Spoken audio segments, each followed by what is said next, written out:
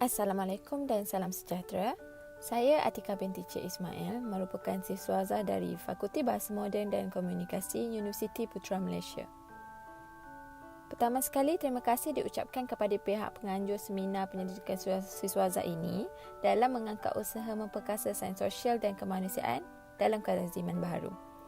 Izinkan saya berkongsi kajian yang sedang saya usahakan, iaitu kajian yang bertajuk Koleksi Permainan Bahasa Kanak-kanak Prasekolah.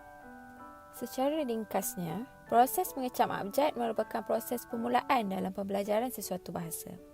Masalah dalam peringkat penguasaan abjad ini akan mengakibatkan seseorang itu tidak mampu menguasai bahasa di peringkat yang seterusnya dengan lebih baik.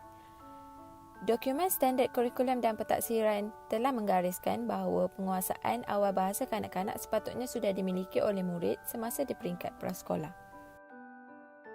Dapat dilihat, berikut merupakan permasalahan yang menarik minat pengkaji untuk menjalankan kajian ini. Menurut sumber pertama, iaitu daripada Harian Metro pada tahun 2018, berlaku peningkatan peratusan kadar buta huruf bagi murid tahun 1 pada setiap tahun, ekoran kegagalan mengecam dan menguasai abjad dengan baik. Peningkatan sebanyak 70% dicatatkan bagi sekolah luar bandar, manakala 50% bagi sekolah bandar. Seterusnya, permasalahan ini berlarutan pada tahun yang berikutnya. Menurut sumber Harian Metro pada tahun 2019, kanak-kanak hanya lancar menghafal abjad daripada A hingga Z tanpa mengenalinya. Keadaan ini jika dibiarkan berlarutan, akan mendatangkan masalah kepada murid apabila melangkah ke tahun 1. Permasalahan ini juga disokong oleh unit pengurusan akademik Pejabat Pendidikan Daerah yang mana merupakan lokasi kajian ini. Masalah yang sama dinyatakan, iaitu masih ada murid tahun 1 yang mengalami masalah buta huruf serta keciciran yang berpunca daripada kegagalan mengenal abjad semasa di tahap prasekolah. Beralih kepada objektif kajian pula. Kajian ini mempunyai 3 objektif. Pada peringkat pertama, pengkaji akan mengenal pasti tahap penguasaan abjad yang dimiliki murid prasekolah. Seterusnya, pengkaji akan menjelaskan masalah penguasaan abjad yang dialami murid prasekolah. Dan peringkat terakhir, pengkaji akan membangunkan satu alat bantu berbentuk permainan, iaitu koleksi permainan bahasa kanak-kanak prasekolah. Berikut merupakan keseluruhan metodologi yang digunakan dalam kajian ini. Pertama, reka bentuk kajian ini berbentuk kualitatif. Kajian ini menjalankan aktiviti bersama sampel, temu bual dan pemerhatian dalam proses pengumpulan data.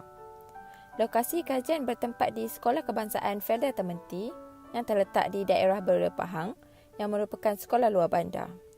Pengkaji memilih lokasi luar bandar kerana kawasan luar bandar mencatatkan peratusan buta huruf yang lebih tinggi berbanding kawasan bandar.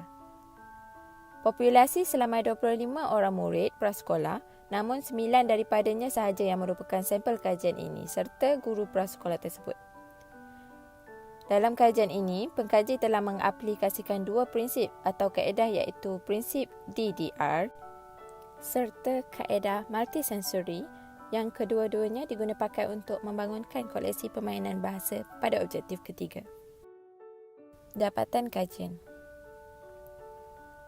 Pengkaji menjalankan 2 aktiviti bersama 25 orang murid prasekolah untuk mengenal pasti tahap penguasaan abjad kanak-kanak tersebut. Melalui dapatan ini, pengkaji dapat mengenal pasti kelompok murid yang menjadi sampel kajian. Instrumen yang digunakan dalam objektif 1 ini adalah set kad berwarna yang digunakan untuk kedua-dua aktiviti. Hasil kajian mendapati terdapat 26% daripada murid prasekolah yang mempunyai masalah penguasaan abjad.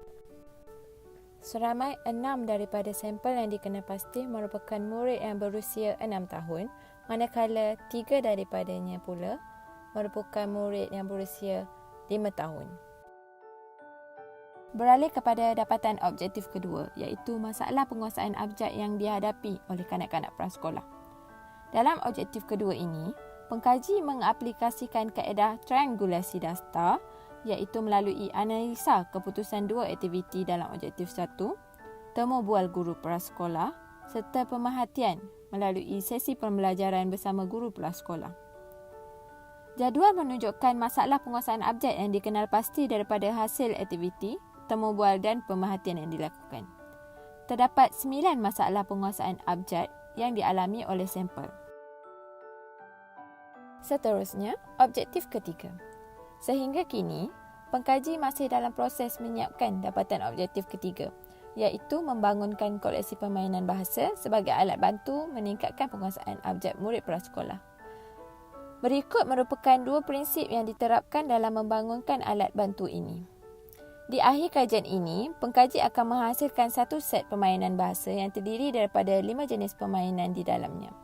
Permainan pertama menerapkan visual, kedua auditory, ketiga kinestetik, keempat tekstil, dan permainan kelima menggabungkan kesemua jalinan deria tersebut. Sebagai kesimpulan, usaha penambahbaikan proses pembelajaran perlulah dilakukan seiring dengan kemajuan semasa. Penguasaan bahasa yang bagus di peringkat tertinggi tidak akan dicapai tanpa penguasaan yang baik di peringkat awal. Setelah menjalankan kajian ini, lompang yang didapati oleh pengkaji adalah permainan bahasa yang sedia ada tidak memfokuskan aspek penguasaan abjad dari semua aspek iaitu visual, auditory, kinestetik dan tekstil. Di sini turut dilampirkan senarai rujukan kajian ini. Itu sahaja daripada saya. Sekian, terima kasih.